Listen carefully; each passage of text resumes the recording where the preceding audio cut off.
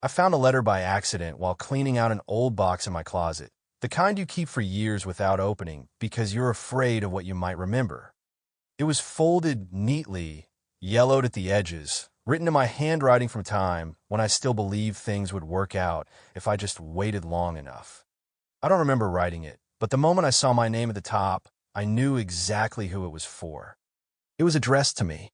The letter started with a simple sentence. I hope life is kinder to you than it feels right now. Reading that almost made me laugh because I could remember the exact version of myself who wrote it. Younger, tired, convinced that adulthood would magically fix the confusion and loneliness he was living with. Back then, I felt invisible in my own life. I worked hard, followed rules, did what was expected, and still felt like I was falling behind everyone else. I wrote the letter on a night when I felt especially lost, when I needed to believe that the future version of me would have answers I didn't. As I kept reading, the tone changed. The letter talked about fears I've forgotten how to name, being ordinary, being alone, becoming someone people only remembered when they needed something.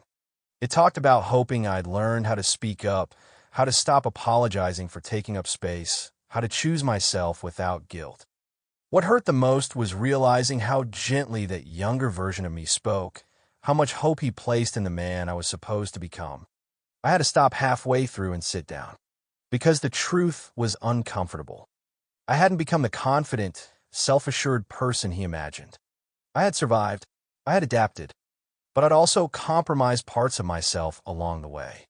I'd learned how to stay quiet instead of honest, how to be useful instead of present, how to look successful while feeling disconnected inside. The letter wasn't angry, it was trusting, and that made the gap between who I was and who I promised to be feel even heavier. Near the end, there was a line that stayed with me. If you're reading this and still feel lost, please don't be hard on yourself. Just don't give up on becoming someone you respect.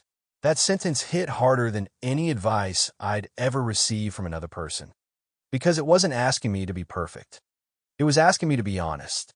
I folded the letter back up and put it on my desk instead of back in the box. For the first time in a long while, I didn't feel pressure to fix everything overnight. I just felt accountable, not to society, not to family expectations, but to the younger version of myself who believed I could do better. Since that day, I've started making small changes. Saying no when I mean no. Speaking when something matters. Choosing peace over approval. Not because life suddenly became easy, but because I finally remembered who I was trying to become in the first place. And sometimes I wonder, if you could read a letter written by your younger self, would you be proud of the person you became? Or would you still have time to change?